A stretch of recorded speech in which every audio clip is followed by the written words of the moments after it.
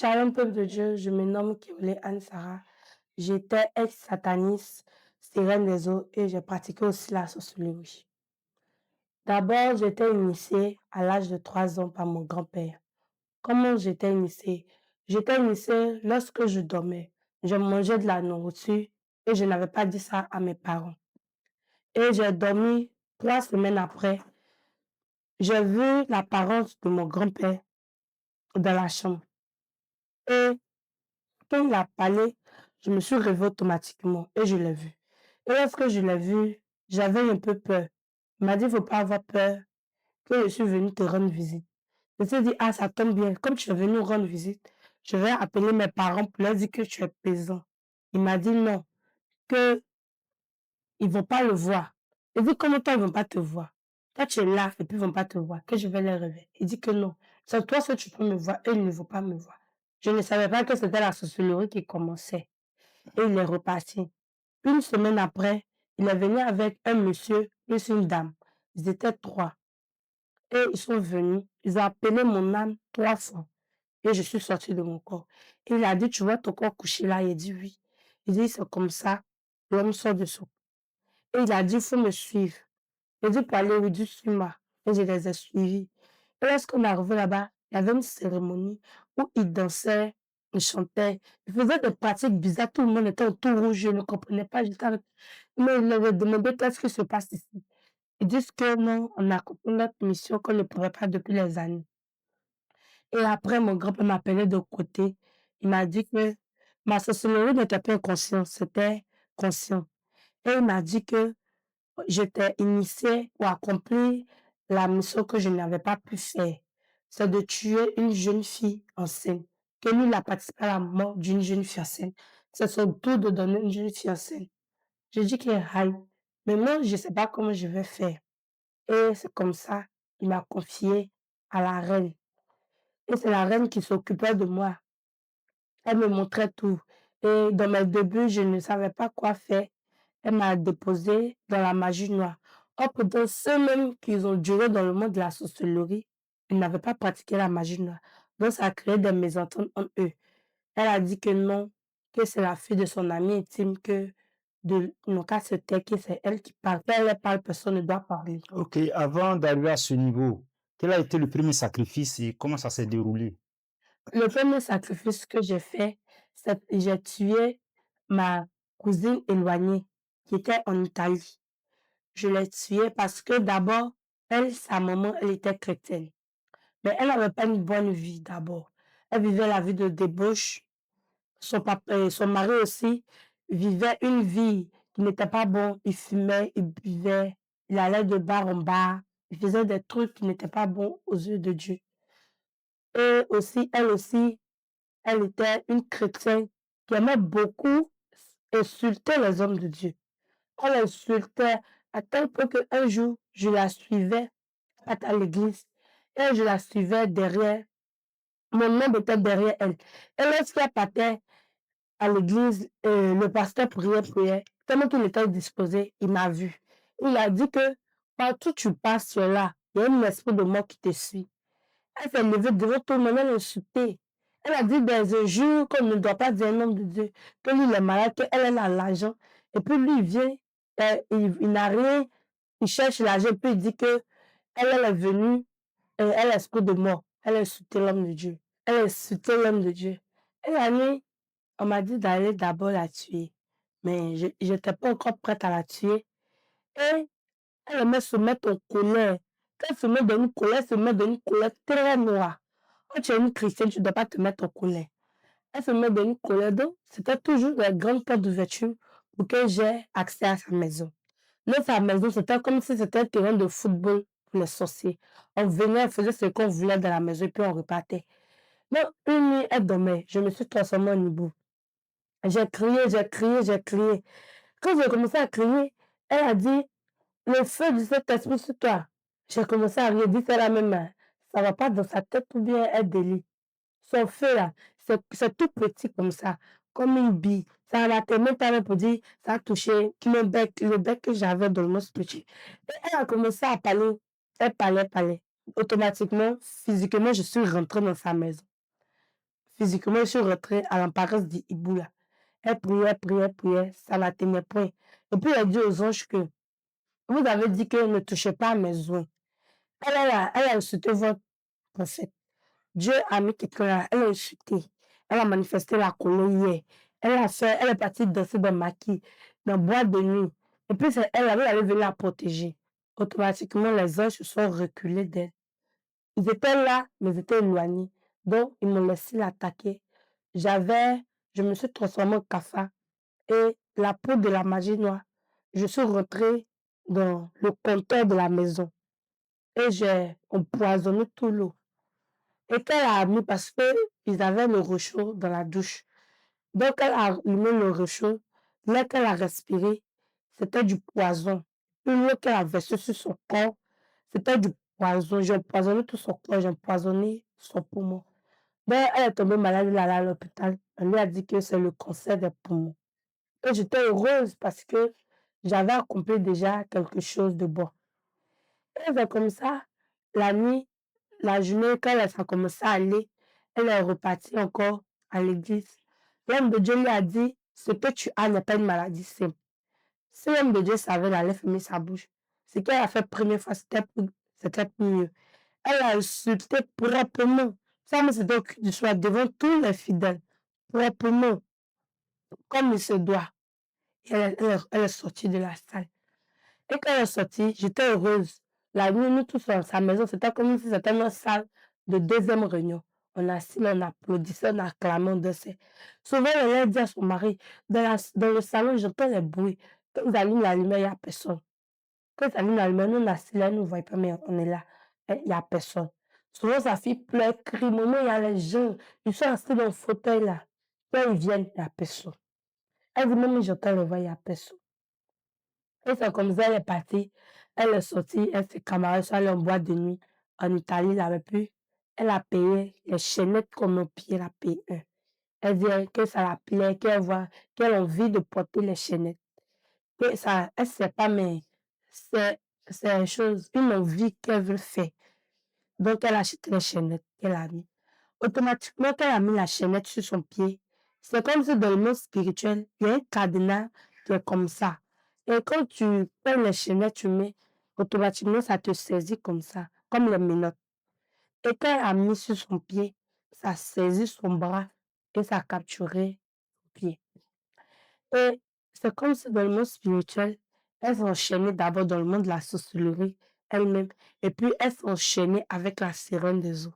Et c'est comme ça, elle avait les accessoires d'abord de la sirène des eaux, les bijoux en or, les trucs qui brillaient, les fonds de teint, les maquillages, les faux cils, les faux ongles, les perles, les bracelets, les chaussures, les habits décolletés, les habits extravagants. Elle a porté ça. Oh, pourtant, le fond de Dieu, quand tu es une chrétienne dans le monde spirituel, il y a un sceau qui est sur au niveau de ton front là. On sait que tu es une vraie chrétienne. Et c'est comme s'ils ont pris un cachet, ils ont mis sur ton dos. Donc, dans le monde spirituel là, nous, on ne peut pas te toucher. Mais elle, elle n'avait même pas caché, il n'y avait même pas sceau, il n'y avait même pas tampon, il n'avait rien. C'est comme si elle, son frère même, là, c'est le temple des démons. Au fait, elle parle de sa tante qu'elle attaque.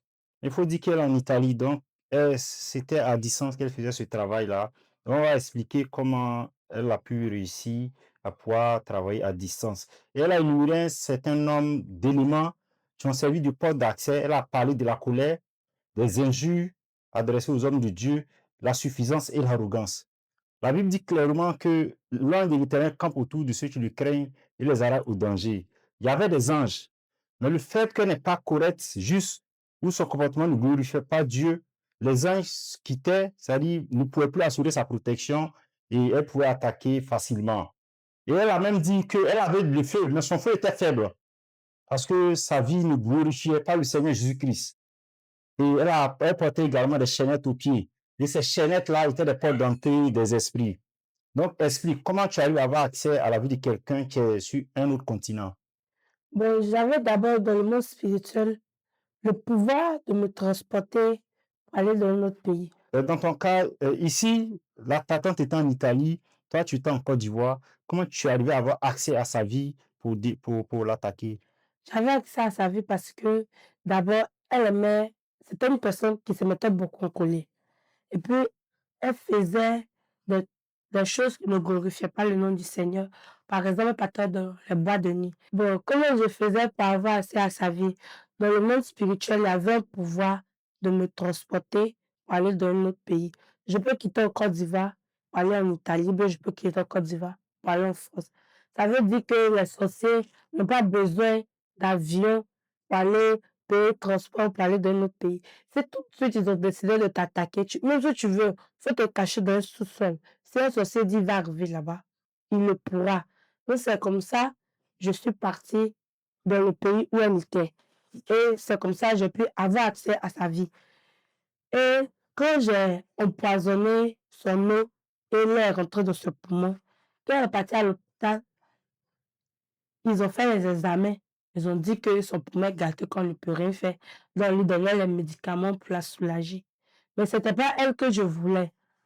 Donc, je ne la calculais plus. J'ai laissé la maladie sur elle, mais ce n'est pas elle que je voulais. C'était sa fille. Elle aussi, sa fille, elle a couché sa fille hors mariage. Et pourtant, un chrétien doit se marier d'abord légalement sans connaître un homme. Là, quand tu accouches, ton enfant ne pourra pas être initié. Mais elle a fait son enfant hors mariage. Elle ne s'est pas mariée. Elle n'a ni fait la dot. C'est dans la vie de débauche qu'elle a eu son enfant. Donc, on peut avoir accès à la vie d'un enfant hors mariage. On peut facilement l'initier parce que ça, c'est une grande porte d'ouverture dans le monde des ténèbres. Et c'est comme ça, je suis partie. Et sa fille aussi, la même eau qui était empoisonnée, elle a pris la donner à sa fille, elle a bu. Et puis elle a pris pour la laver. Et c'est comme ça, sa fille est tombée malade. Quand sa fille est tombée malade, elle voyait les démons, elle nous voyait, elle disait à sa maman, Dieu, il faut que tu es là-bas. Quand tu es pour le pasteur là, mais vous êtes la même chose. C'est ce qu'elle disait à sa fille. Donc, sa fille était là une nuit et elle mangeait. Et j'ai pris une poudre noire qui était fabriquée dans le monde de la sorcellerie. Ça faisait partie du groupe de la magie noire. Et j'ai pris cette poudre-là. Je l'ai renversée dans sa nourriture spirituellement. Elle n'a pas vu. Et elle aussi, elle n'a pas prié sur sa nourriture avant de la manger. Donc, quand elle a mangé, la poudre a commencé à faire son effet au niveau de ses poumons et de son intestin. Et la nuit, quand elle est partie dormir, elle a commencé à agoniser, à agoniser, à agoniser du sang. Jusqu'à sa mère va arriver, elle est décédée. Maintenant, d'abord, quand elle est décédée, comment je dois faire pour ramener son âme dans le monde des ténèbres afin qu'on puisse la manger? D'abord, j'ai appelé son âme 3 fois. Et j'ai transformé son âme en une biche. Et c'est maintenant, c'est ça, ils ont égorgé cette biche-là. Et ils ont, genre, mangé ça dans le monde spirituel. Voilà. Pourquoi vous l'avez transformé en biche? Répondant à cette question, tu m'as dit que selon tes grâces ou ton étoile, selon ta valeur spirituelle, il y a des catégories d'animaux. Vous l'avez transformé en biche. Pourquoi pas en un bœuf, un poulet? À cette question, tu m'as dit que ça dépend de ton étoile. Oui, Explique. ça dépend de son étoile. Son étoile n'était pas assez grand. C'est pourquoi il a mis son âme dans une biche. La biche représente dans le monde spirituel ton étoile. Et c'est comme ça, dans le monde spirituel, il y a d'autres, on peut mettre l'âme dans un mouton. Quand on met ton âme dans un mouton, soit tu peux devenir docteur, tu peux devenir ingénieur, tu peux devenir architecte. Maintenant, dans le monde spirituel, si on met ton âme dans un bœuf, c'est que toi, tu serais même un grand de ce pays, par exemple, ministre, président, un grand homme de Dieu. C'est comme ça, euh, on introduit l'âme des gens, des animaux. Spirituellement, les gens dans le monde des ténèbres, quand ils voient les gens sur la terre, ils les voient en des animaux. Par exemple, si tu as mis ton âme dans un poulet, ça veut dire que toi-même, physiquement, ton âme, ta vie même là, ils t'ont déjà tué. C'est pourquoi tu es dans un poulet, tu te pavanes comme ça. Tu n'as rien, tu n'as rien, tu n'as même pas de quoi manger, tu n'as même pas de quoi à t'abriter. Et aussi, c'est comme ça que j'ai pu avoir accès à la vie de ma tante. Et quand j'ai fini de tuer sa fille, Ils m'ont donné le pouvoir du tonnerre qui me servait à rentrer dans le ciel pour envoyer le tonnerre pour annoncer aux sorciers qu'il y a une réunion. Ok, avant de passer à l'étape où tu es passé au niveau, tu as eu le pouvoir du tonnerre, tu m'as dit que il y a un sataniste de la Côte d'Ivoire qui a tué un parent au Sénégal à travers les ongles, les cheveux. Est-ce que tu peux nous expliquer? Oui, oui, il y avait un monsieur dans le monde des ténèbres qu'on a travaillé avec lui. Bon, lui, on avait recommandé de tuer sa nièce pour son sang, il va pas pour faire la cérémonie de mon initiation. Lui, il était en Côte d'Ivoire ici, il faisait la sorcellerie et il était sataniste aussi. Mais il est parti une année en vacances au Sénégal pour rendre visite à sa famille et il allait voir son frère. Et il devait tuer sa nièce, c'est pourquoi il a fait semblant comme si il va leur rendre visite au Sénégal. Et quand il est parti, il est arrivé là-bas, il riait, il causait avec eux, il les envoyait, la nourriture même qu'il les envoyait d'abord, c'était la nourriture envoûtée même. Il a donné la nourriture, tout ça, ils ont mangé. Et après ça, une semaine, il a fait là-bas, la deuxième semaine. La jeune fille était assise et elle était en train de couper ses ongles. Et puis elle était en train de couper ses ongles. Et elle a pris ses ongles. Au lieu de mettre ça, parce que quand tu es dans le monde physique, que tu coupes tes ongles, que tu es chrétien, tu mets ça dans un WC et tu as plus la chasse d'eau.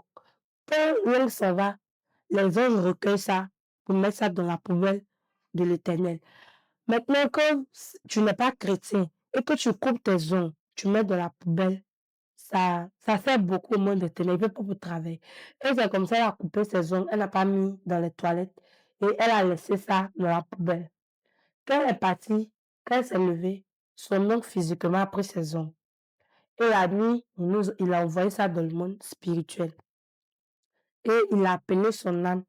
Et c'est à travers ses ongles qu'il a pu avoir accès à sa vie. Il a contrôlé toute sa vie entièrement à travers ses ongles. Ses ongles étaient genre un accès pour lui de contrôler sa vie. Et c'est à travers ses ongles aussi qu'il a pris pour la tuer dans le monde spirituel. Et physiquement, elle est décédée par un empoisonnement. Oh putain, c'était pas un empoisonnement. Ils ont dit qu'elle était empoisonnée par ses camarades à l'école. Or, pourtant, elle n'était pas empoisonnée par ses camarades à l'école. Elle a été tuée depuis la maison. Mais c'était un cadavre qui se promenait sans qu'elle s'en rende compte. Et quand elle a bu la sucrerie, elle ne s'était pas empoisonnée et elle est décédée.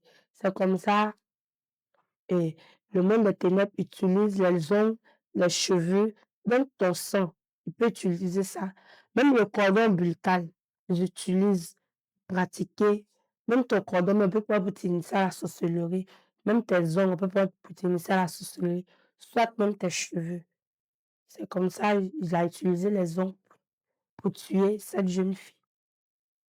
Ok, donc on peut constater que c'est seul en Jésus que nous avons une protection et la distance également n'est pas une protection contre le monde spirituel. C'est pourquoi le psaume 59 verset dit, quelle que soit leur force, sans toi que j'espère car tu es ma haute retraite. Et toute arme qui est forgée contre un chrétien est sans effet. Par contre, ceux qui n'ont pas Christ sont véritablement exposés et sont sous l'emprise du monde des ténèbres. Oui, c'est ça. Maintenant, après ça, tu es passé à un autre niveau. Après ce sacrifice, tu as eu le pouvoir du tonnerre et tu es monté au premier ciel. Explique-nous. Oui, j'ai eu le pouvoir du tonnerre lorsque j'avais l'âge de 4 ans. J'ai eu le pouvoir du tonnerre. Le pouvoir du tonnerre me servait de rentrer au premier ciel.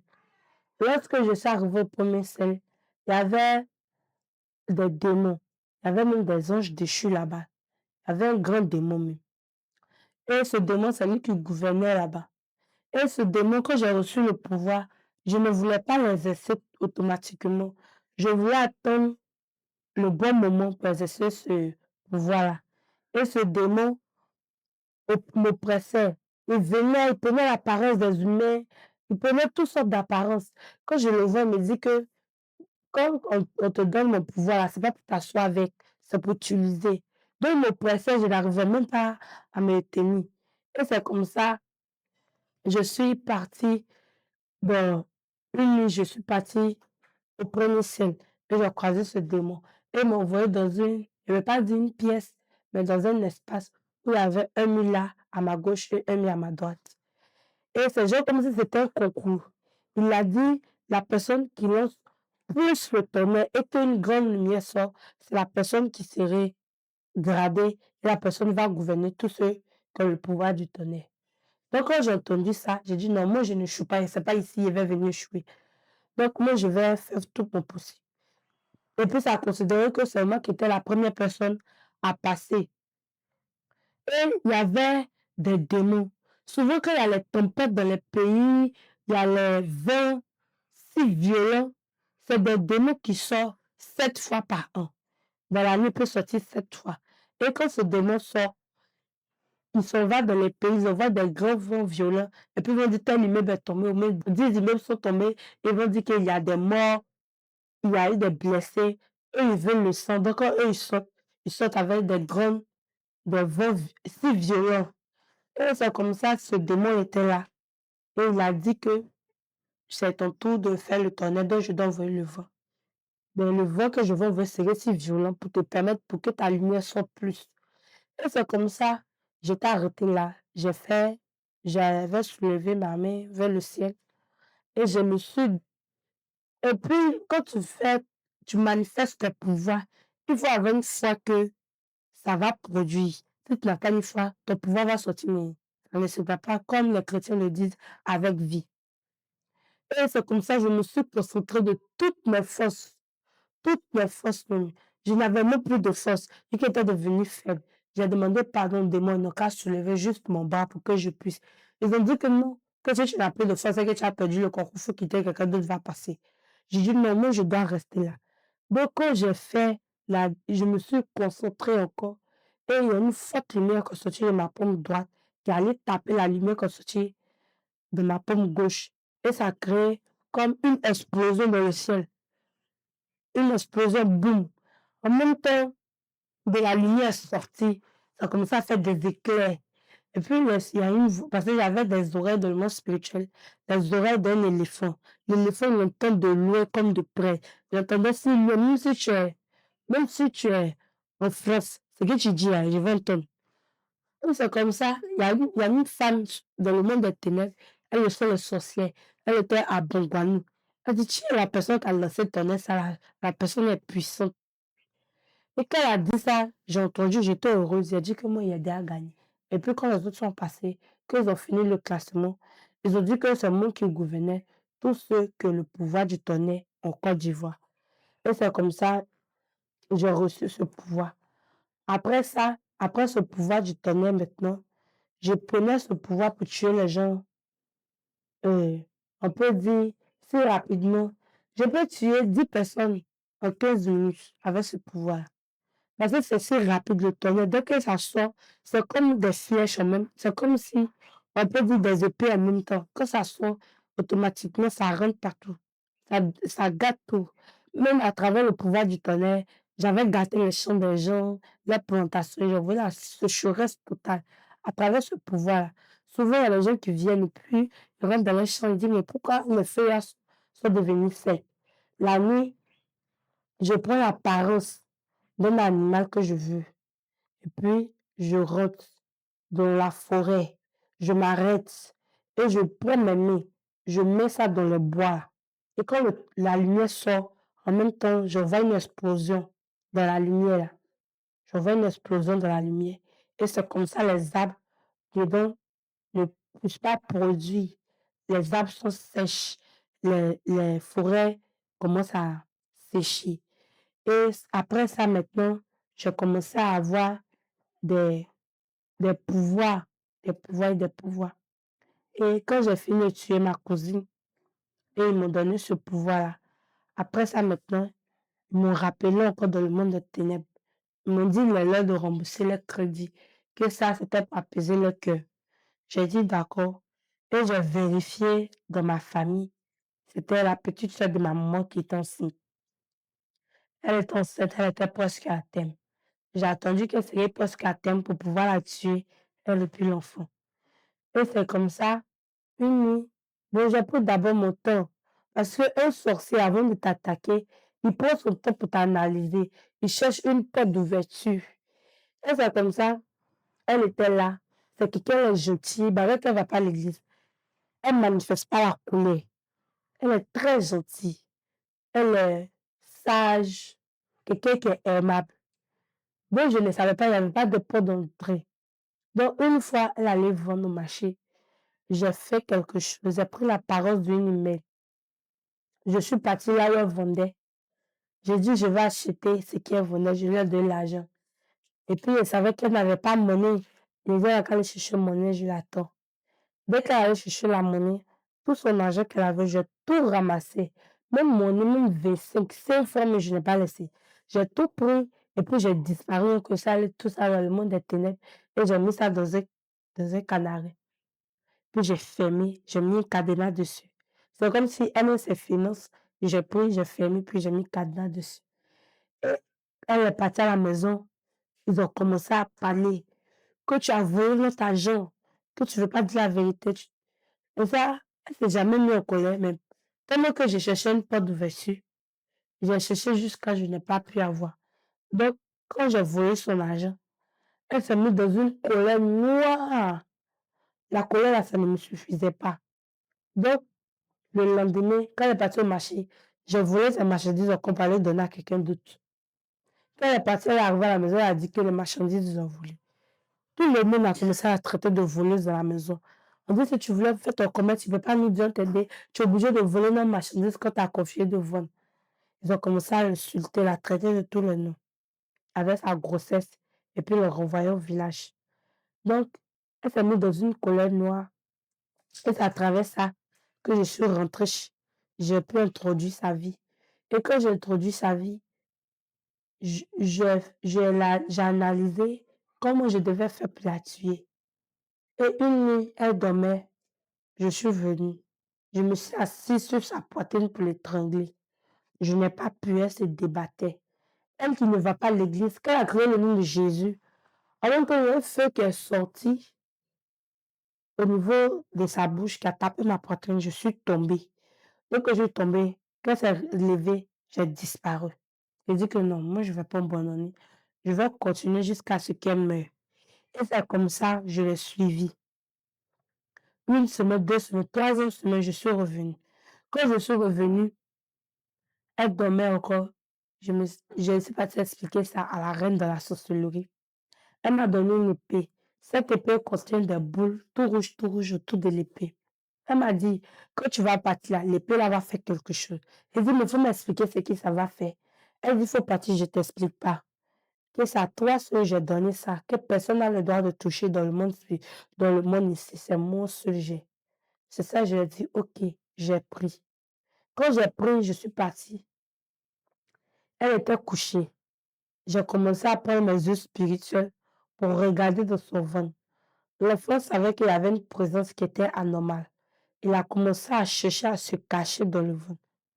Dès que j'ai attrapé l'épée, le couteau au moins que la reine de la sorcellerie m'avait donné, cette épée a commencé à se manifester très bizarrement. Les petits ronds qui étaient autour de l'épée sont quittés, ont attrapé ma main comme ça, comme si c'était une deuxième main qui était là. Et ça m'a donné une force encore. Et j'ai attrapé, j'ai commencé à piquer dans son ventre. Souvent, il y a les femmes aussi qui dorment et puis ils font des douleurs comme si on les pique. Ça, c'est le début de la sorcellerie. C'est comme ça que j'ai commencé à piquer dans son ventre.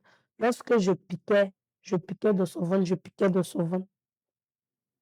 L'enfant a commencé à se cacher. Et après ça, elle est partie à l'hôpital. Elle a saigné, saigné, saigné. On dit, elle n'a plus le sang. J'ai fait tout possible. Le sang qu'on lui a remis là, on dit, il va mettre poche de sang pour qu'elle accouche, pour qu'elle vive. J'ai fait le poche de sang là.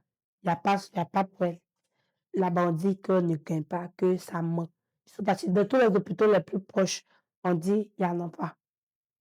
Donc, c'est comme ça qu'ils sont partis à l'hôpital. On dit, ils n'ont pas eu. À l'autre retour, on dit, elle est décédée. Et puis, ils m'ont annoncé que l'enfant vit. J'ai dit, pourquoi? Ils m'ont dit que la maman et l'enfant doit mourir. Pourquoi l'enfant vit? Comment je vais tuer l'enfant? Ah, pourtant, dans le monde spirituel, quand j'ai vu l'étoile de l'enfant, ça serait un grand homme de Dieu qui va déranger beaucoup le monde des ténèbres. Donc moi, ça m'arrangeait pas, il faut que je le tue. Donc, ils étaient en train de lui donner, parce que l'enfant même déjà, il voyait que il n'était pas dans les bonnes conditions. La femme aussi qui s'occupait d'elle, c'était une sorcière. Donc, toutefois, l'enfant pleure. Toutefois, l'enfant pleure. Donc, j'ai empoisonné le biberon de l'enfant. Quand l'enfant a bu, il a su qu'il y avait une présence anormale. Et j'ai apparu, je l'ai regardé. Et il regardait le ciel, il me regardait. Il regardait le ciel, il me regardait plus de 3 fois. Quand il m'a regardé la troisième fois, il a fermé ses yeux. Et quand j'ai remis l'enfant, j'ai su qu'il est décédé. Et c'est comme ça, quand l'enfant est décédé, j'ai introduit l'âme de la mère dans du mouton et l'âme du fils dans un bœuf. Parce que l'enfant serait un grand dans ce pays. Donc c'est dans un bœuf que je l'ai mis et sa mère dans un mouton. Et après que je les ai tués, j'ai eu le pouvoir du lion et du chat qui me permettaient de créer des accidents. Mais quand j'ai eu ce pouvoir-là, automatiquement, mon grand-père a stoppé la sorcellerie dans ma vie. Il m'a dit que tu n'es plus à ce niveau, que je dois t'emmener ailleurs, que tu ne me voyais pas assister à notre réunion. Il dit oui. Il dit je dois t'emmener dans une autre réunion. Il dit ça se tient où ça? Il dit ça se tient à Abidjan, mais je vais taire le nom. Et c'est comme ça, on est venu. Mais je me suis transformée en cheval. Et lui s'est transformé, il a pris son avion spirituel qui était le balai. Parce que dans la sorcellerie, il n'avait pas un bon avion, il a pris le balai. Et il est parti avec. Moi, je me suis transformée en cheval. Je suis venue. Et quand je suis venue, il m'a indiqué l'endroit, je suis arrivée. Je suis arrivée, il y avait plein d'hommes que je voyais à la télé. Plein de personnalités, les grands de ce pays, les stars. Il dit, mais tout ce que je vois à la télé, je vois, c'est qui ça là? Ce que je dis, c'est une bonne réunion et c'est qu'il y a une bonne nouvelle. Et c'est comme ça, il m'a introduit dedans. Et ils m'ont dit que ils ont besoin de moi, qu'ils veulent travailler avec moi. Que le pouvoir du lion et du chat que j'ai eu là, c'est pas dans la sorcellerie que je vais exercer. Et ils m'ont dit que c'est dans le monde de la franc-maçon que je dois exercer cela. Et je les ai dit que, ah, mais pourquoi je dois exercer ce pouvoir chez vous? Eux ils ont dit que ce sont des pouvoirs très dangereux, qui sont très dangereux, que je ne peux pas exercer dans le monde de la sorcellerie. Car la sorcellerie, eux sont là pour tuer les gens de leur famille seulement. Or pourtant, la franc-maçonnerie, eux ont dépassé un autre niveau. Que ce soit de ta famille ou pas, tu n'es pas de leur famille, eux te tuent. Donc c'est pourquoi ils m'ont dit de ne pas utiliser ce pouvoir du lion et du chat dans le monde de la sorcellerie. Et j'ai accepté. Et lorsque j'ai accepté, 2 semaines après, je suis partie à une autre réunion. Ils m'ont dit de venir. Et quand ils m'ont dit de venir, la réunion m'ont dit, on va t'introduire dans une première porte qui se trouve encore à Abidjan, que je vais te le nom. Et c'est dans la première porte que j'ai commencé à exercer le pouvoir du chat et du lion. Maintenant, bien avant de commencer à exercer ce pouvoir là-bas, est-ce qu'il y a eu une cérémonie d'initiation? Oui, il y a eu une cérémonie d'initiation à cette réunion qui m'avait appelée pour me dire que je devais recevoir, je devais être avec eux désormais et que le pouvoir du chat et du lion que j'avais, je devais exercer ça là-bas. Ils ont fait une cérémonie, ils ont fait une inondation. Ils avaient tué des personnes, des bébés, et qu'ils ont versé le sang dans une grotte et que je suis rentrée et ce sang-là est versé sur moi. Et c'est ce jour que ce sang est versé sur moi que le roi qui gouvernait le La deuxième, franc-maçonnerie. le deuxième ciel m'a donné son dragon. C'est ce jour-là que j'ai reçu ce dragon-là. Donc jusque-là, tu étais au premier ciel. Oui, Et oui, quand tu as commencé à être initié à la franc-maçonnerie, tu es passé au deuxième ciel. oui, oui, C'est un autre niveau, c'est une autre dimension. oui, oui. Ok, explique. Le premier ciel est différent du deuxième ciel. Le premier ciel, c'est uniquement les démons et puis les sorciers qui peuvent arriver là-bas. Eux, ils sont là seulement que pour faire l'annonce qu'il y a une réunion, genre, faire le tournée. Ça, c'est leur rôle. Et puis, il y a des anges déchus et il y a plusieurs démons qui travaillent là-bas. Maintenant, dans le deuxième ciel, Là-bas, ce sont les satanistes qui sont là-bas, les démons, le diable, les en tout cas les démons qu'on ne peut point voir physiquement, qui font très peur. C'est ces démons qui sont au deuxième ciel. Il y a une grande différence. Et c'est comme ça, je suis arrivée au deuxième ciel, dans la première porte, que j'ai fait mon initiation à la franc-maçonnerie. Et quand j'ai fait l'initiation, ils m'ont donné le dragon. Il était encore tout petit. Il vivait au milieu de mon dos. C'est là qu'ils ont mis ce dragon. Et ce dragon se nourrissait que du sang humain. Et j'avais dans le monde des ténèbres une barrette que je réservais le sang humain dedans. S'il y a le sang d'un chrétien, un chrétien qui vit la parole de Dieu intense, son sang là, on ne peut pas utiliser. C'est comme si dans le monde des ténèbres, eux voient que le sang d'un chrétien est sale. Eux disent le sang d'un chrétien, c'est sale. Ils ont très peur du sang d'un chrétien. Un chrétien, il y a les chrétiens qui mettent un pied dedans, un pied dehors, ce ne sont pas des chrétiens. Un vrai chrétien qui est dépouillé de la tête jusqu'aux pieds, qui vit la parole de Dieu à fond. C'est ce chrétien-là que même si tu les tues, les sangs, tu ne peux pas les utiliser. Et ce sang-là, je n'ai pas pu l'utiliser, j'ai renversé ce sang. Je ne savais pas que c'était le sang d'une chrétienne et j'ai renversé ce sang. Et Comment tu as réussi à tuer une chrétienne? bon, c'était pas accident. C'était l'accident d'une voiture. Il y avait plusieurs personnes dedans et j'ai renversé la voiture. Je me suis transformée en lion parce que j'avais les griffes du lion. Donc, je me suis transformée en lion et je suis arrivée sur la route. D'abord, j'ai créé un embouteillage et j'ai dégonflé les pneus sans qu'ils s'en rendent compte. Quand j'ai créé l'embouteillage, j'ai dégonflé les pneus. Arrivé devant, il y avait, j'ai creusé, le pouvoir de chat me servait de creuser des trous. Donc, j'ai creusé un trou spirituellement et la voiture est tombée dedans. C'est comme ça, il y a eu l'accident. Et tout le monde est mort dans la voiture. Mais elle est décédée, mais son sang, je n'ai pas pu l'utiliser parce que ils m'ont dit que son sang est très sale. Donc le dragon a refusé. Et lorsque tu es un dragon, si tu as tué des personnes, tu as fait des réserves de sang, que ça fait un mois, le dragon refuse. Il dit le sang le fait monter, que lui veut du sang frais.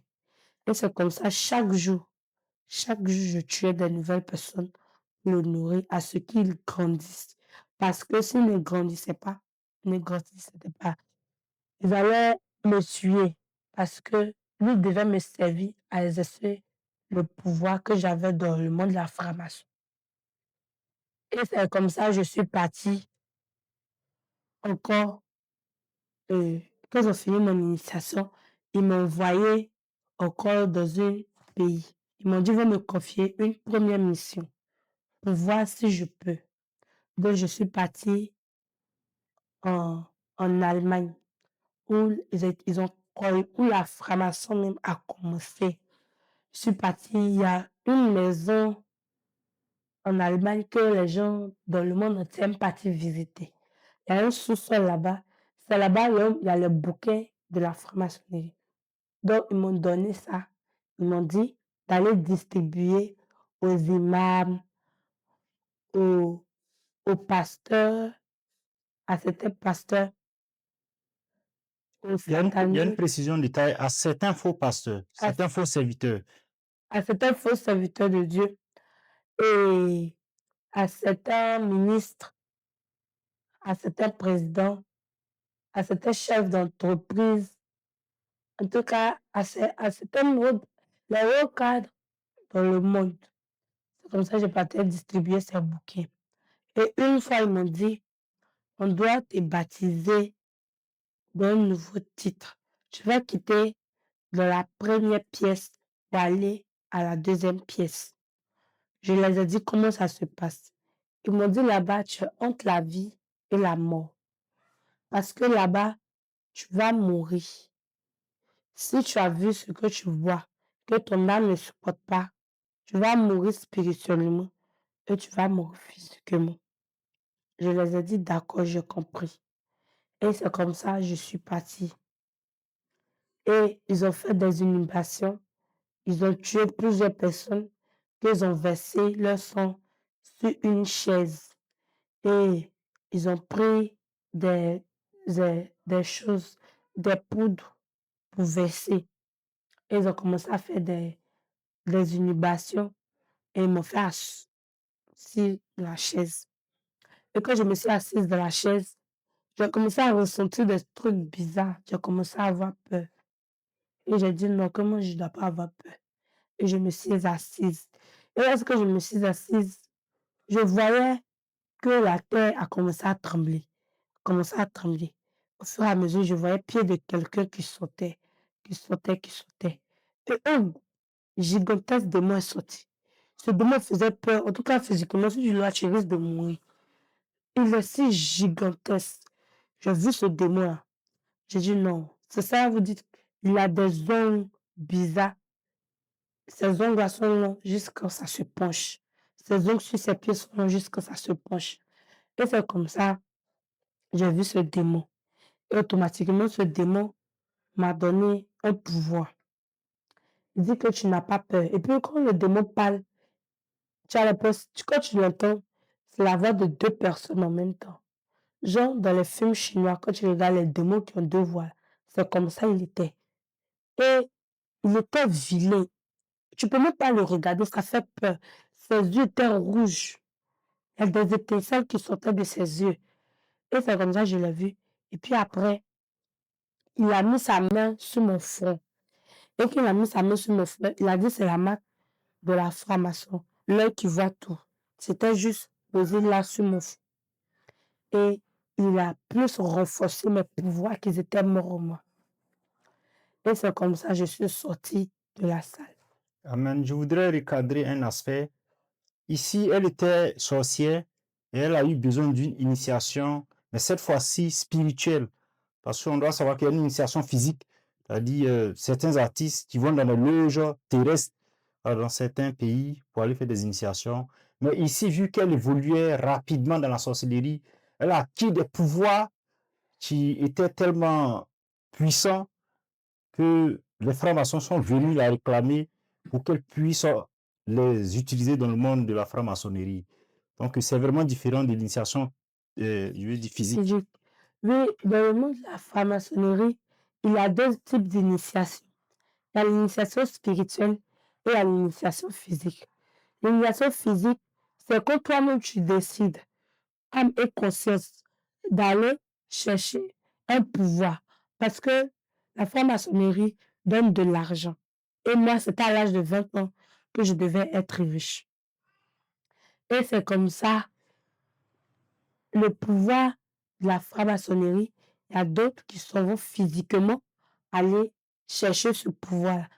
Quand c'est comme ça, quand tu vas, on te demande soit la partie de ton corps, soit tu peux donner ton doigt, tes orteils, tes yeux. Tu vas vers certains artistes qui n'ont plus d'yeux, qui n'ont plus de doigts, qui n'ont plus d'orteils. Et l'initiation spirituelle, c'est quand tu quittes dans un autre monde pour aller dans un autre monde. Comment ça se fait? Tu quittes dans la sorcellerie pour aller dans la franc-maçonnerie. C'est différent. Ça, c'est spirituel. Tu n'es pas parti donner ton, ton pied ni ton orteil. Ça, c'est différent.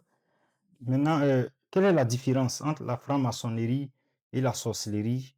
Parce que tu m'as dit que dans la franc-maçonnerie, c'est un monde qui est propre. Et Et quand tu es de la franc-maçonnerie, tu deviens riche, contrairement à la sorcellerie. la sorcellerie, d'abord, ils ne sont pas propres. Dans le monde de la sorcellerie, ils sont très sales. Il y a la saleté. Et dans le monde de la sorcellerie, tu peux rien avoir. À peu près ceux qui sont dans la sorcellerie, la moitié sont misérables. Ils n'ont rien. Ils ne font que se nourrir du sang et de la chair humaine. La franc-maçonnerie, la différence, ils t'acquièrent de l'argent. Ils te donnent le pouvoir. Ils te donnent la royauté. Ils te donnent la suprématie. C'est différent de la sorcellerie. La sorcellerie, même pour avoir le pouvoir même, tu dois faire quelque chose. Tu dois tu dois tuer quelqu'un de tes parents qui coûte cher. Tu dois, tu dois toujours te soumettre à ce qu'eux disent. Dans la franc-maçonnerie, tant que tu n'es pas arrivé dans la troisième porte, que tu es dans la première porte et dans la deuxième porte, personne n'est plus fort que son ami. Personne ne peut gouverner personne. Maintenant, quels sont les rapports entre les sorciers et les francs-maçons et qui sont les plus puissants? Les plus puissants, ce sont les gens de la franc-maçonnerie.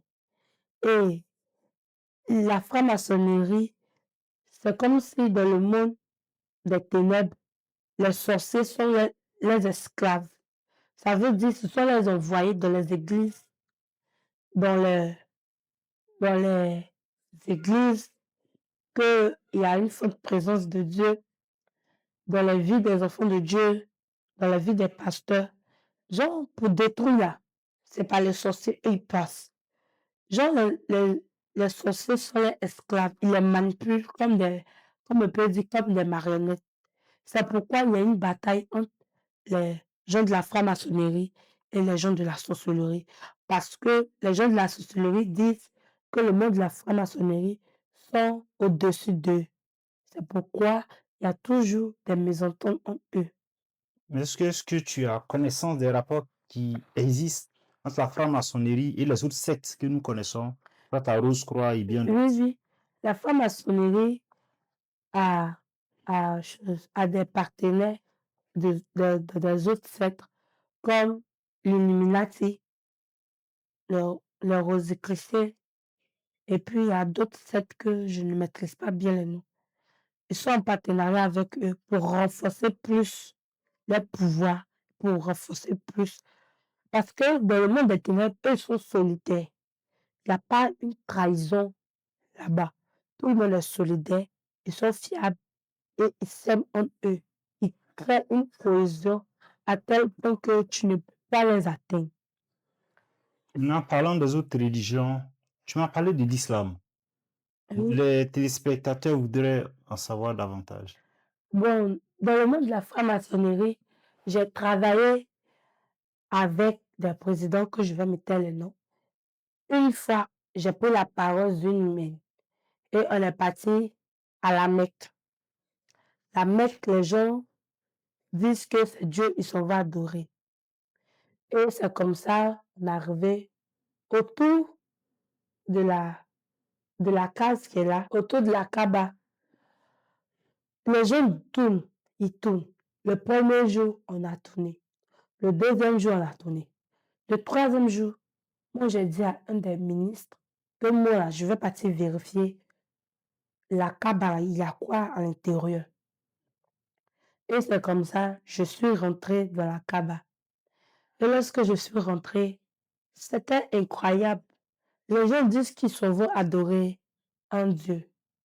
Ils ne se rendent pas compte que c'est un démon qu'ils adorent en vérité. C'était incroyable. C'était pas un homme qu'ils adoraient en fait. Moi, j'étais retournée pour dire que, mais ceux-là, ils se moquent de l'homme. Ils se moquent même de Dieu. Parce qu'ils disent qu'on va adorer Dieu. Oh, plutôt, c'est un démon, ils adorent. Quand je suis rentrée, ça faisait pitié. C'était horrible parce qu'il y avait des os, des êtres humains qui étaient là. Et je voyais un anaconda qui était là, un gigantesque serpent qu'on appelle anaconda qui était là. Et moi, je communiquais avec les démons. Et moi, je leur dis, mais les gens disent qu'ils viennent adorer Dieu. Mais c'est pas Dieu qui est là, c'est un démon. Il dit, oui, eux ils m'adorent par pure ignorance. Ils disent que c'est Dieu, ils adorent. Oh putain, c'est un démon. Et il m'a dit que quand on vient m'adorer ici, là, il faut que moi, je tue 10 personnes avant qu'eux ne repartent. Ça veut dire que dans l'islam, ceux qui vont à la Mecque, c'est pas tout le monde qui revient en vie. Il y a d'autres qui meurent là-bas. Et on leur fait croire que non, il dit qu'il veut rester là-bas plus pour visiter la ville, le pays, comment ça va.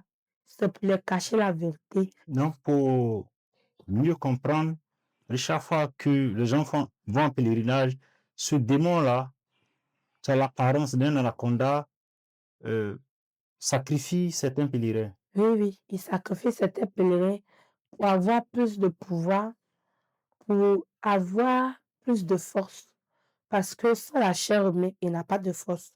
Donc, c'est la chair humaine qu'il utilise pour avoir plus de force. Et ceux aussi qui vont là-bas, il endurcit les cœurs. Il n'est pas que la parole de Dieu puisse affranchir. Parce que ce serpent-là, lorsque tu t'en vas sans te rendre compte, tu tisses. C'est comme si chaque jour tu t'en vas renouveler ton alliance que tu avais tissée avec lui. Tu renouvelles chaque année que tu t'en vas à la Mecque. Tu t'en vas à la Mecque, tu renouvelles ton alliance avec lui. C'est ce qu'il m'a dit le démon. Mais est-ce que certains savent la présence de cet esprit-là? Est-ce que Mais certains à quatre- dégradés? à 90% des musulmans ne savent pas que c'est un serpent qui vit dans la Kaaba. Mais il y a certains qui savent, qui vont quand même.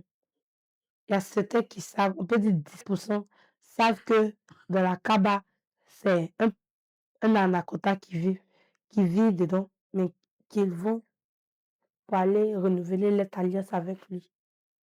Et tu m'as dit qu'il y a les imams, certains qui sont gradés, qui savent, et tu travailles directement avec ces esprits-là, et à qui certaines sourates sont révélées, et ces sourates ont une très grande puissance. Est-ce que tu peux nous en parler?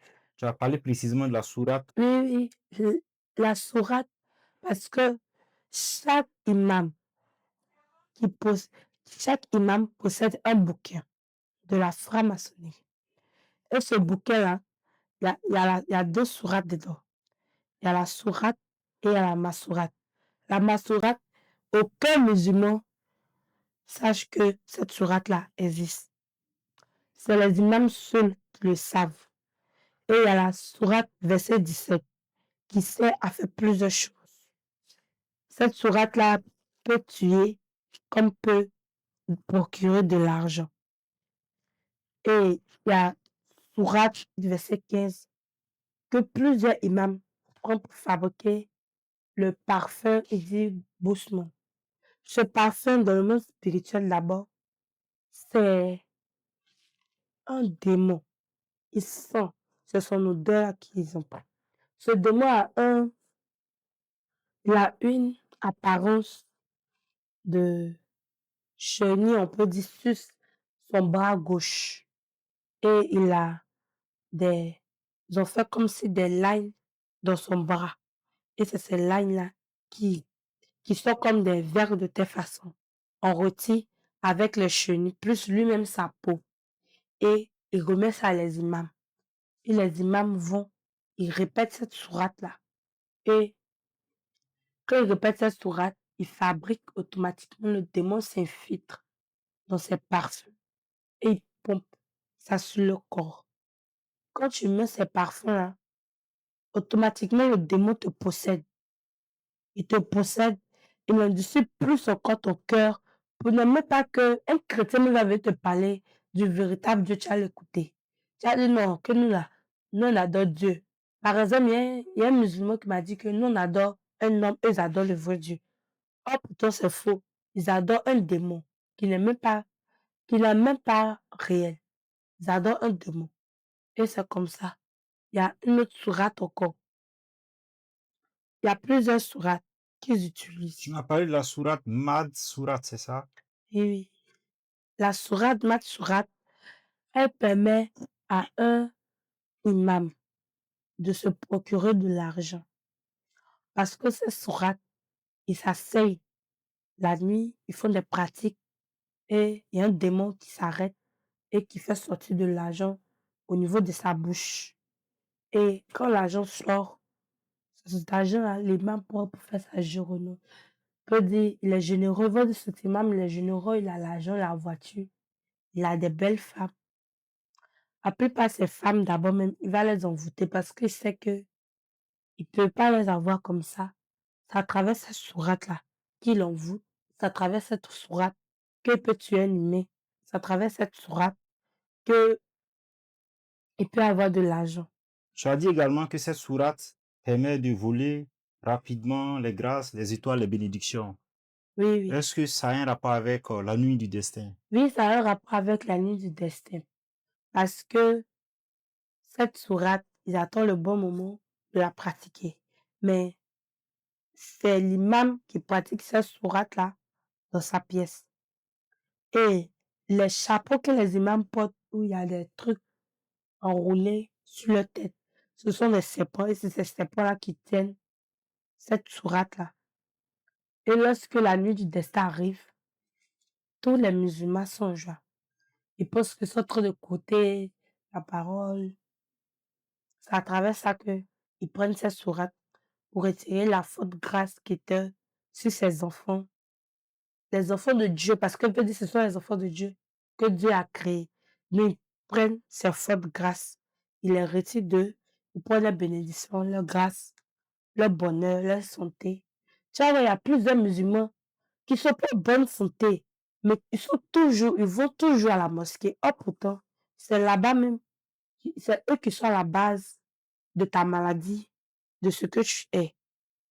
Et aussi les enfants que les femmes accouchent, les enfants jumeaux, on leur dit d'aller faire des choses. Donc, aller mendier pour avoir de l'argent. Cette mendicité qu'ils font, ça a un impact sur leur vie. Parce que cette sourate-là, lui-même a déjà fait ça dans le monde spirituel. Il a déjà fait cette sourate. Donc, c'est comme s'il a retiré tout de ton enfant.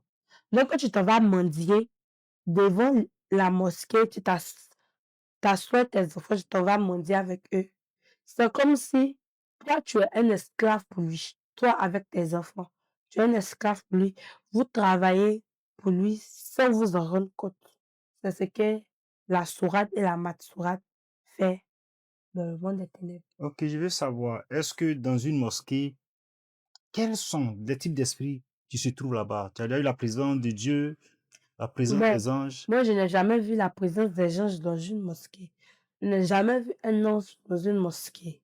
D'abord, même l'imam, tous les activistes qui portent pour venir parler de, du Coran, comme eux ils le disent, c'est les accessoires du monde des ténèbres. D'abord, sur sa tête, ce chapeau, c'est le serpent. La canne qui tient encore, c'est un serpent venimeux.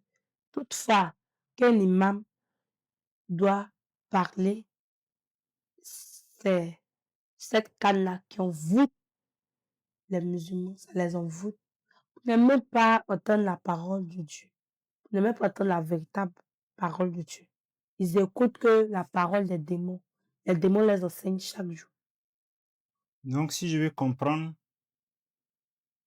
ici, l'islam est une autre branche, je veux dire, de l'occultisme. Oui, oui.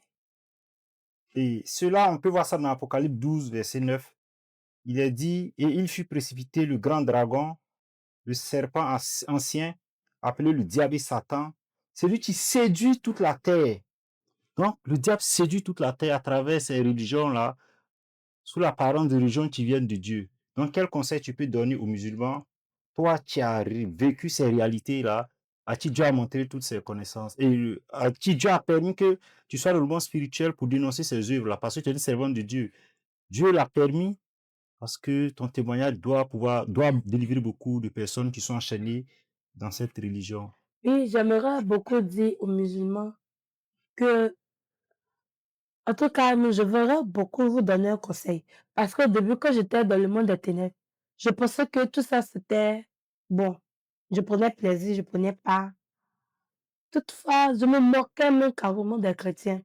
Et puis même, seulement que je me moquais le plus, et que même, je me moquais de jusqu'à ne point fini, c'était les musulmans parce que j'étais dans l'ignorance. Mais c'est maintenant que j'ai vu que ça fait mal de voir un enfant que Dieu a créé et se détourner de la face du Seigneur et aller vers des démons, les adorer sans qu'eux-mêmes ils ne sachent qu'ils adorent un démon. Moi, j'aimerais vous donner beaucoup un conseil. Vous, les musulmans qui ne croyez pas en Dieu, qui disent que nous, on adore un homme, c'est pas un homme que nous adorons, mais c'est le véritable Dieu, celui qui a créé les cieux et la terre, lui qui a fait toutes choses à son image. C'est le véritable Dieu que moi, j'aimerais vous parler de lui. Mon témoignage, c'est pas une invention, mais c'est une réalité que j'ai vécue. C'est un fait que j'ai vécu depuis l'âge de 3 ans jusqu'à l'âge de 17 ans que j'ai arrêté. Je voulais vous exhorter à beaucoup écouter ce témoignage et aussi à écouter ce que les chrétiens vous disent. À la Mecque, il n'y a rien là-bas que c'est un démon qui vous adorez. Et aussi, à la mosquée, on vous envoûte tous les jours. Lavez vos pieds, lavez vos mains. Ça n'a aucun sens. Parce que vous faites tout ça, mais c'est un démon que vous adorez. C'est la pure vérité qu'on vous dit, mais le démon vous empêche d'écouter ce que nous on vous dit. Car nuit te jour que tu mets ton pied à la mosquée, nuit te jour il essaie de t'envoûter, nuit te jour que tu vas à la Mecque, nuit te jour le démon, tu renouvelles tes alliances avec lui, sans te rendre compte. Donc j'aimerais vous exhorter, vous les frères musulmans, à venir au véritable Dieu et abandonner l'islam. Car l'islam, il n'y a pas de bonnes choses dedans. C'est la mort d'abord et ton âme va à la perdition. C'est ce que j'aimerais dire aux musulmans. Ok. Tu as fait le monde aussi de la sirène des eaux. Oui, Comment tu as été initié à la sirène? Est-ce que oui. tu peux nous expliquer comment ce monde fonctionne? Et toi, particulièrement, tu t'es chargé de quoi? Bon, moi, ils m'ont d'abord dans la franc-maçonnerie, il avait contact avec un président. Hein? Un président. Et c'est ce président qui m'a dit qu'il y a quelqu'un qui veut travailler avec moi. Et c'est comme ça, j'ai commencé à me poser des questions. C'est qui? C'est qui? Tout le monde m'a dit d'être patient, que cette personne-là viendrait. J'ai dit OK. Et une fois, on était là à une grande réunion qui m'ont interdit de partir. On a dit que les gens de la deuxième porte ne doivent pas partir là-bas, que ce sont les gens qui sont gradés même de la troisième porte.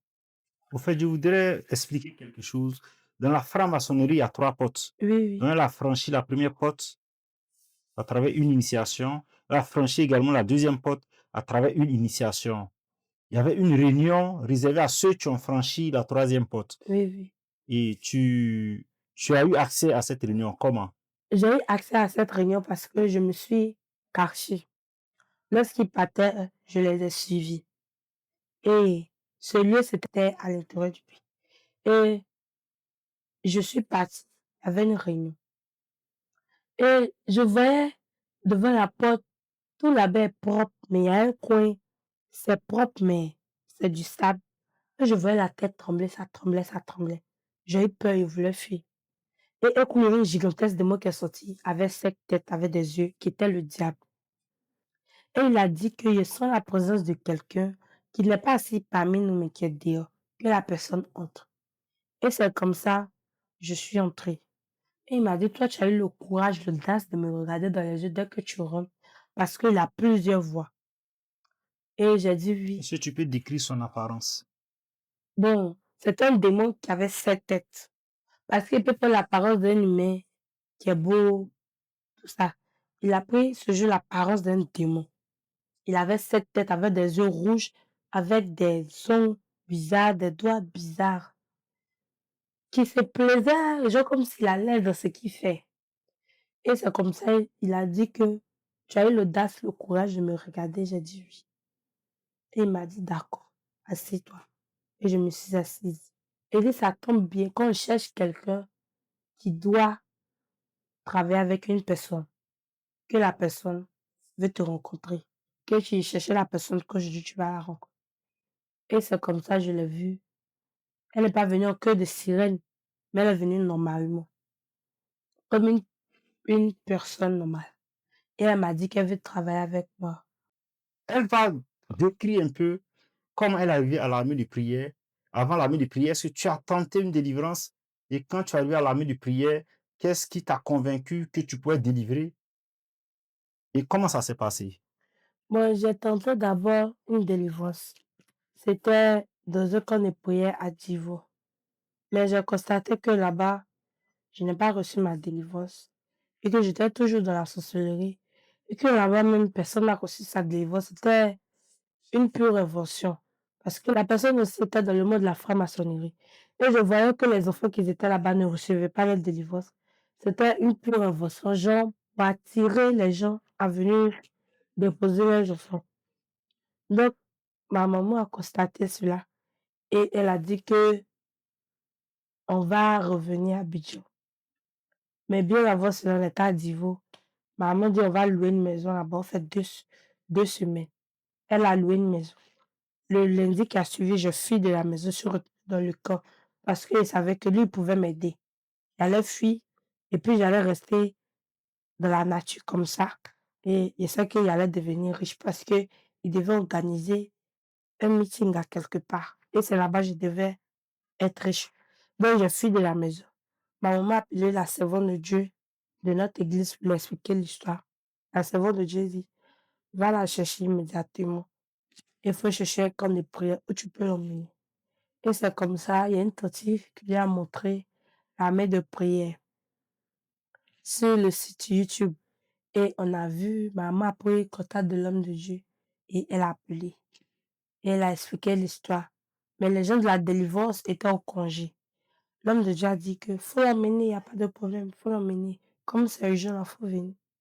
Lorsque je suis arrivée dans le spirituel, il savait que je partais d'un autre camp de prière. Spirituellement, je connaissais le camp de prière. Ça avait un très grand impact qui faisait en tout cas plusieurs efforts sont délivrés. Ok, tu dis spirituellement, tu avais connaissance de l'existence de l'armée de prière. Explique, c'est curieux ça. Je connaissais la main de prière dans, dans le monde entier. Dans le monde entier, chaque église qui, qui est vivante, qui a l'Esprit de Dieu là-bas, que le Seigneur opère de grands miracles et que le Seigneur dans la vérité, il y a la vérité là-bas. En tout cas, les images de cette église-là sont dans une salle dans le monde des ténèbres et il y a les photos des hommes de Dieu qui dirigent les églises. Et c'est comme ça que je vois la main de prière. Toutefois, les enfants qui venaient à la main de prière, ils sont délivrés, on ne les voit plus dans le monde des ténèbres. Ça nous faisait mal. Donc, je dis que il faut que je vienne même en personne pour venir voir ce qui se passe ici. Et ma mère a décidé de m'envoyer à la main de prière. Et quand elle m'envoie à la main de prière, elle m'a pas dit où on venait. On était dans la voiture, je lui posais des questions, mais elle ne répondait pas. Jusqu'à ce que on arrive à la Riviera Mbadon, devant la pharmacie. Et elle appelle l'évangéliste, a commencé à l'indiquer. Indiquer. Arrivé devant, on a vu un homme de Dieu qui venait et il nous a dit, vous partez où on va à la main de prière. Et il nous a accompagnés jusqu'à la main de prière. Mais arrivé au casino, les démons qui me Au suivaient, casino, c'est un supermarché qui est proche de l'ambassade, la nouvelle ambassade de Chine. arrivé au casino, je ressentais qu'il y a les démons qui me suivaient. Parce qu'arrivé un moment, les démons là, qui me demandaient le sang, je n'arrivais pas à donner.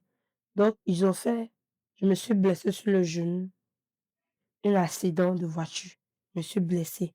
Et après, encore à la maison, je me suis blessée encore. Sous mes pieds, je me suis blessée, je recule mon sang. Et quand je suis arrivée, c'est démon qui me suivait. Parce qu'ils voulaient créer un accident, je le voyais, mais ils n'arrivaient pas à créer l'accident. Parce qu'il y avait 2 anges qui étaient derrière la voiture qui nous suivaient.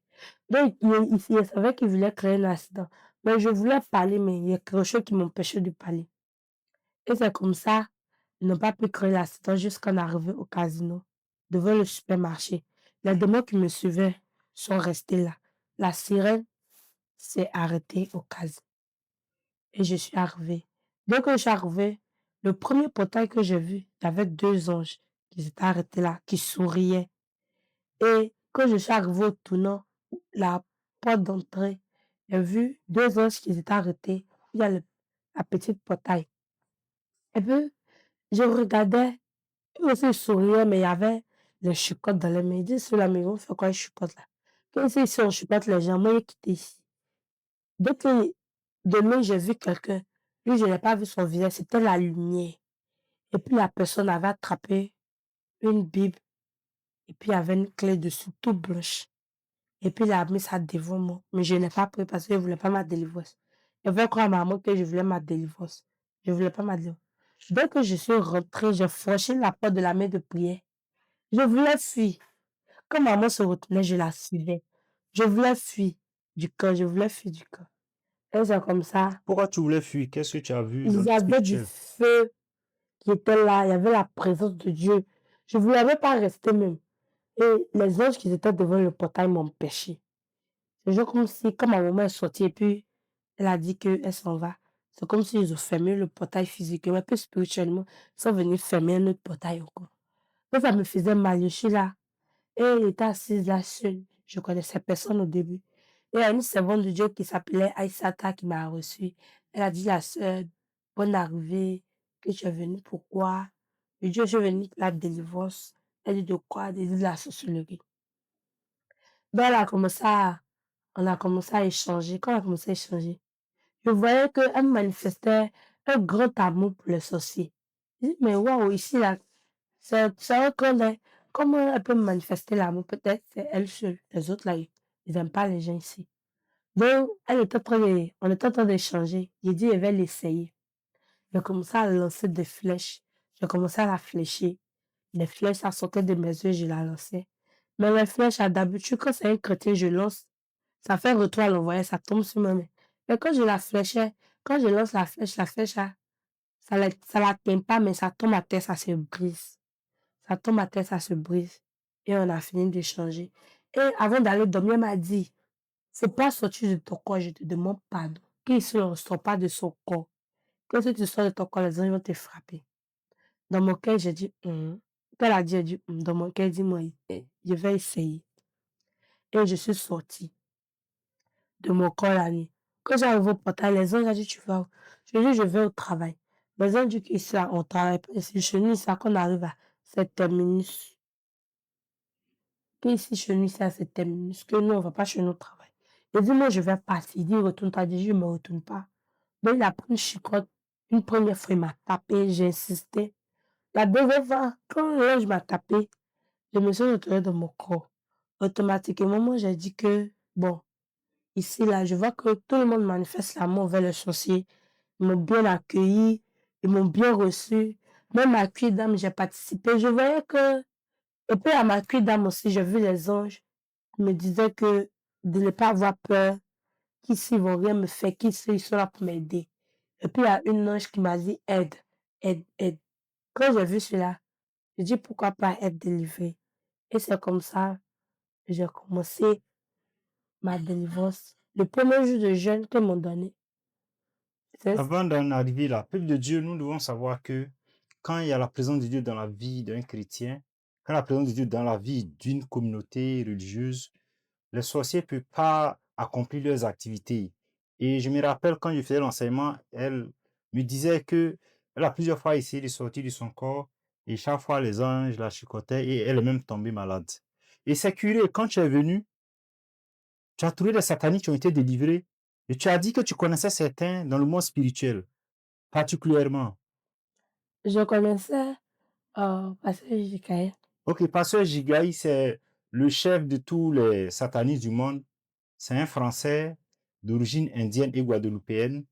Et après avoir fait le tour du monde, Dieu, par sa grâce, l'a conduit en Côte d'Ivoire et précisément à l'armée de prière et de délivrance, où il a obtenu sa délivrance. Et actuellement, il est serviteur. Bientôt, il retourne en Guadeloupe pour aller installer une annexe de l'armée de prière et de délivrance. Mais tu as dit quelque chose également. C'est-à-dire qu'il y avait un esprit qui était sur son dos quand vous étiez dans le monde spirituel. Oui, il y avait un esprit sur son dos, c'était l'esprit de dragon qui possédait, lui, il travaillait avec cet esprit. L'esprit aussi, il aidait à voyager à travers ses ailes. Donc, cet esprit qu'il possédait m'a remis son enfant. Et c'est comme ça que j'ai reçu ce dragon-là. Et ce dragon était sur mon dos. Et j'ai travaillé avec ce dragon jusqu'à ce qu'il grandisse.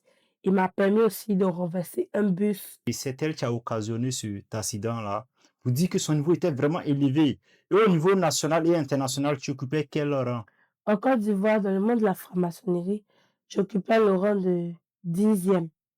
Et dans le monde, j'occupais le rang de 25e. Un cinquième. Et tu as parlé aussi d'un autre sataniste qui a travaillé directement avec Satan et que tu as retrouvé à la main des prières, qui a eu sa délivrance, que Dieu utilise puissamment, qui est le roi Apocalypse. Oui, oui.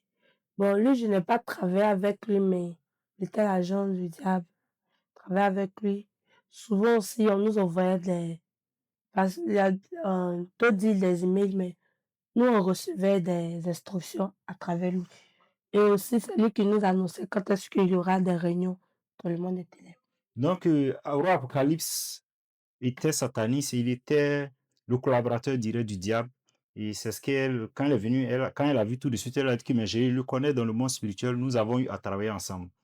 En fait, c'est un appel à tous les satanistes du monde, à tous les sorciers, à tous les occultistes, quel que soit ton grade, quels soient les compromis que tu as eu à faire avec le diable, quels soient les pactes, les alliances, Jésus-Christ est Seigneur, Jésus-Christ peut te délivrer. Car en son nom, toute puissance fléchit genoux, que ce soit dans les cieux, sur la terre, sous la terre. Et il nous a donné force et pouvoir sur tous les démons. Satan est un démon. Oui, Et il nous a donné également la puissance de guérir toute maladie. Si Satan fléchit genoux, ce n'est pas un satané qui travaille pour Satan, tu ne peux pas être délivré. Non, c'est un appel véritablement à la repentance, à ne pas avoir peur. Prenez contact avec l'armée de prière. Quand vous prenez simplement contact, les uns commencent à vous escorter. Et c'est ce qu'elle a dit. Quand il était déjà dans la voiture pour l'armée de prière, les démons ont tout fait pour occasionner un accident, pour lui ôter la vie. Mais il y avait des uns qui vous accompagnaient. C'est curieux ça. oui, il y avait des anges qui nous accompagnaient. Il y avait un grand ange qui avait, il était habillé en une tenue de combat. Et il y avait un autre qui tenait, il avait posé la main à l'avant et à l'arrière de la voiture. Il tenait la voiture comme ça. Donc, quand il venait, lui qui avait porté l'habit de combat les repoussait. Les repoussait. Je voyais ça comme un film. Mais je n'arrivais pas à dire à quelqu'un de la voiture. J'étais assis dessus. Je parlais pas. J'étais là. Je regardais. Et même il y a un démon même qui est venu même se poser sur le capot de la voiture même pour nous empêcher de partir. Mais ça n'a pas eu lieu. Et c'est comme ça, je suis arrivée à la main de prière. Bon, lorsque m'ont mis sur les 5 jours de jeûne sec, lorsque je rentre en salle, la manifestation des esprits, c'est la sirène des eaux qui s'est manifestée en première position.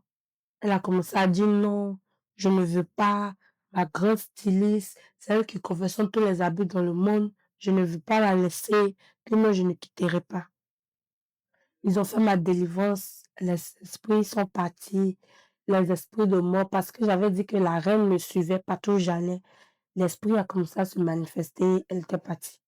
Et moi, je ne savais pas que la maladie de l'as que j'avais, que le monde des ténèbres m'avait donné, c'était pour me tuer au fait. Donc, tu avais l'asthme et Oui, après ta délivrance, tu as été guéri. Parce oui, que le Seigneur nous a donné la puissance de guérir les maladies également. oui, C'était j'avais, une maladie spirituelle. c'était une maladie spirituelle. Lorsque je suis là, je n'arrive pas à respirer pendant 2 heures de temps. Je suis là, disons, jusqu'à, si c'est pas des médicaments qu'on me donnait. Et un jour, j'étais là et j'expliquais ça. Et je suis rentrée en salle pendant mon moment de jeûne. J'ai commencé à prier, prier. Je vomissais des trucs jaunes, gluants, qui sortaient de moi, qui sortaient de moi. Physiquement, les gens voyaient ça en des vomissements.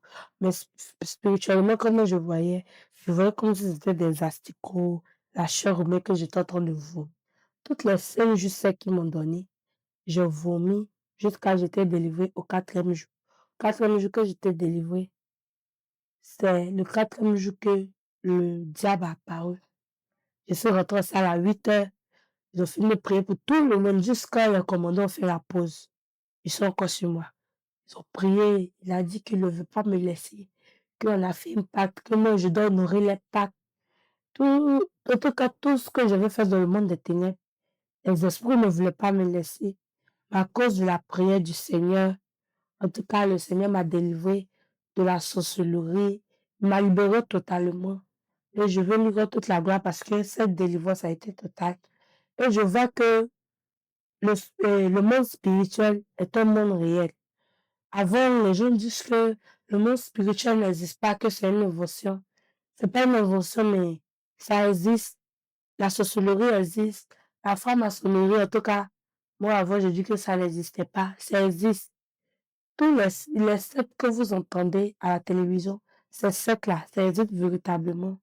Et en tout cas, c'est la grâce de Dieu qui m'a retiré de là et je veux lui rendre toute la gloire parce que je sais qu'il a fait des merveilles dans ma vie et je sais qu'il continue de le faire. Et je veux dire merci aussi à Dieu parce qu'il passe par ses servantes et ses serviteurs pour délivrer la vie de d'autres personnes qui ont besoin de Jésus-Christ. C'était un peu mon témoignage. Amen. Peuple de Dieu, comme vous venez de suivre le témoignage de cette servante que le diable avait liée, qui travaille pour le monde des ténèbres, et le temps du Seigneur a sonné, et il a rappelé à lui, et aujourd'hui, en 4 jours, elle a été délivrée, avec tous ses pattes, avec le niveau de profondeur, de pratique de la sorcellerie et du satanisme, elle a été délivrée, peuple de Dieu. C'est un appel véritablement à donner vos vies au Seigneur Jésus-Christ, car il est le Dieu Tout-Puissant, celui-là même qui est souverainement élevé, celui-là même dont le nom fait fléchir le monde des ténèbres. Peuple de Dieu, Dieu l'utilise puissamment et elle a été ravie au ciel. Dieu lui a montré l'enfer et le paradis. Je crois que dans un prochain épisode, elle va faire ce témoignage-là pour véritablement édifier le corps du Christ. Servante Keoula Anne, tu as eu à travailler aussi dans le monde des génies. Est-ce que tu Et peux nous expliquer comment ça se passe? j'ai travaillé avec le monde des génies. J'ai travaillé avec un artiste que je vais me terminer. Il travaillait avec les génies de Palaiso. C'est le nom du génie que j'ai donné à cette forêt-là. Ce génie-là te permet d'avoir, ça renforce plus ton pouvoir.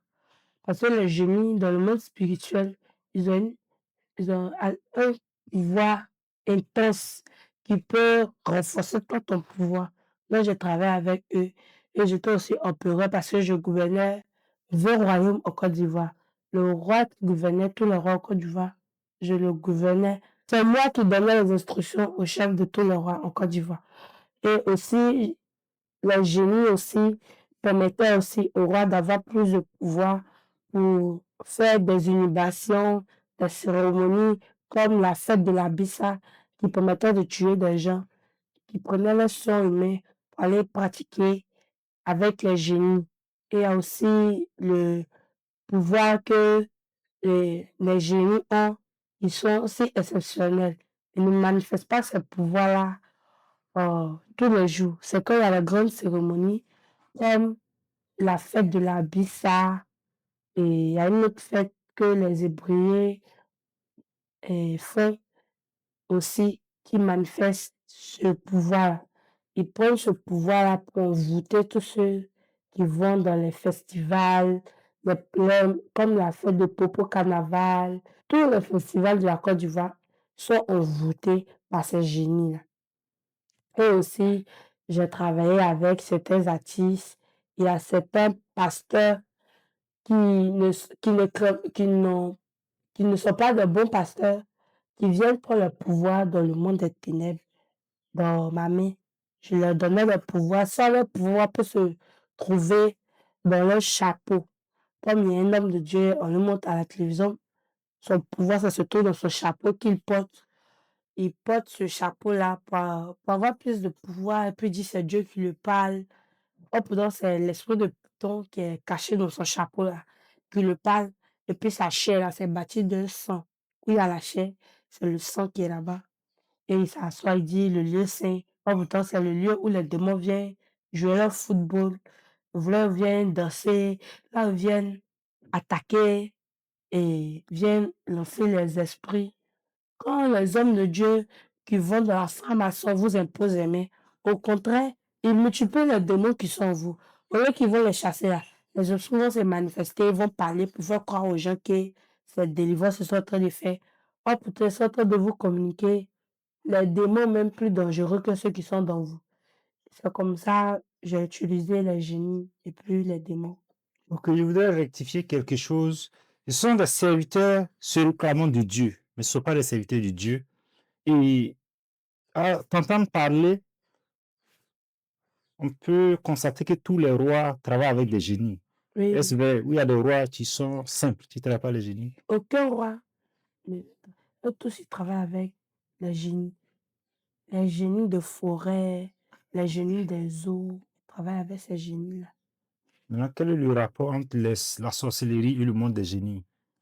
La sorcellerie est différente des génies parce que les génies, ce sont des humains qui vivaient sur la terre qui sont devenus des génies. Par exemple, comme la femme qui était reine, elle est devenue un génie parce qu'elle était humaine et qu'elle est décédée. Actuellement, elle se promène, tu peux la voir, mais son pied si est derrière et puis sa tête s'est retournée. Puis elle marche comme ça. Enfin, elle parle de la reine de la sorcellerie, tu lui as cédé sa place. Et Et avant de mourir, elle lui a cédé le trône. Et après sa mort, elle est devenue un esprit, un génie. Et jusqu'à ce qu'elle reçoive sa délivrance, cet esprit-là la suivait. Est-ce que tu peux nous expliquer? oui, parce qu'elle est un esprit. Donc lorsqu'elle est décédée, ils m'ont dit que comme c'est à moi qu'elle a cédé la place, que toutefois qu'une race de la sorcellerie doit mourir, son esprit doit suivre quelqu'un. Si elle est morte, qu'elle n'a pas donné sa vie à Jésus, qu'elle est restée dans la sorcellerie qu'à la fin de ses jours, elle devient un esprit. Et cet esprit-là, il suit cette personne à ce que la personne meure. Et c'est comme ça, quand ils deviennent des esprits, ils ont un pouvoir si puissant que pour toi. Donc, il peut t'aider. Tant qu'elle est restée un esprit, elle me suivait. Souvent aussi, je lui demandais les choses qu'elle me donnait. Par exemple, s'il y a certains pouvoirs en moi qui sont devenus faibles, je lui demandais de m'accorder des pouvoirs pour que je sois forte. Donc, ça fait que je ne tombais jamais. J'étais toujours forte à travers le pouvoir qu'elle me donnait. Ok, donc tu as dit que toutes les fêtes traditionnelles et aussi les festivals sont dirigées ou conduites par les génies. Et forcément, quand nous participons à ces fêtes-là, qu'on soit chrétien ou pas, il y a des influences. Est-ce que tu peux expliquer? Oui, parce que quand tu es chrétien et que tu vas dans les festivals, dans les fêtes de génération, comme la fête des Diables, le Popo Carnaval, la Bissa, ces fêtes-là sont très dangereuses pour un chrétien parce que lorsque tu t'en vas, même si tu as reçu ta délivrance et que tu t'en vas, c'est comme si ils te réclament au fait. Donc, quand tu rentres dans ces festivals-là, tu renouvelles une alliance et tu signes un pacte avec eux sans te rendre compte. Parce que le fait que ils vont chanter des chansons, tu vas danser, tu vas participer. La nourriture qu'ils vont préparer pendant les fêtes de génération, les festivals, tu vas manger. C'est comme si tu as participé et tu es retombé dedans et tu t'es reconnecté à la sorcellerie. Parce que dans ces fêtes-là, ils initient beaucoup de personnes. Ils initient les enfants, les grandes personnes, les vieillards, il y a les vieillards même qui sont pas dans la sorcellerie qui vont les initier à travers ces fêtes-là. Parce que c'est lorsqu'ils font ces fêtes-là, il y a un démon et des génies qui sortent. Parce que les génies, ils aiment beaucoup les festivals, les fêtes de génération. Donc, dès qu'on fait ces fêtes-là, les démons et puis les génies, ils sortent pour venir participer à cette cérémonie. Donc, il y a toujours des initiations, des tueries, des maladies, même des envoûtements. On peut le faire par la nourriture ou soit par le canal le contact qu'il peut avoir avec toi. Donc, la simple présence ou la simple participation à ces fêtes-là crée des alliances, que ce soit consciemment ou inconsciemment. Oui, oui, ça crée des alliances. Parce que un chrétien ne doit pas partir danser la fête des démons, la fête des sorciers. Parce que c'est une fête de sorcellerie, au fait. Mais les gens ont vu que c'est un festival. C'est pas un festival. Le Popo Carnaval, là, c'est la fête des esprits. Et puis, la Bissa aussi, là, c'est la fête des esprits. Donc, tu n'es pas un chrétien, tu as des choses, comment on appelle ça, danser une fête avec les esprits, danser la Bissa, et danser dans la fête de Popo Carnaval. Ce sont des fêtes qui ne sont pas puissantes aux yeux de Dieu. Peuple de Dieu, la Bible dit clairement qu'il n'y a point de rapport entre le fidèle et l'infidèle, entre la lumière et les ténèbres. Donc nous devons nous séparer de ces choses-là. Nous devons sortir au milieu de ces choses afin que le Seigneur puisse marcher avec nous, afin que lui soit notre Père et que nous soyons ses fils. Peuple de Dieu, c'est un appel véritablement à suivre la Bible et que la Bible seule soit notre tradition. Quand on donne notre vie à Jésus, notre seule tradition, c'est le Seigneur Jésus-Christ. Ainsi prend fin le témoignage interview de ces servants de Dieu qui a été délivré du satanisme. Que Dieu vous bénisse et à la prochaine.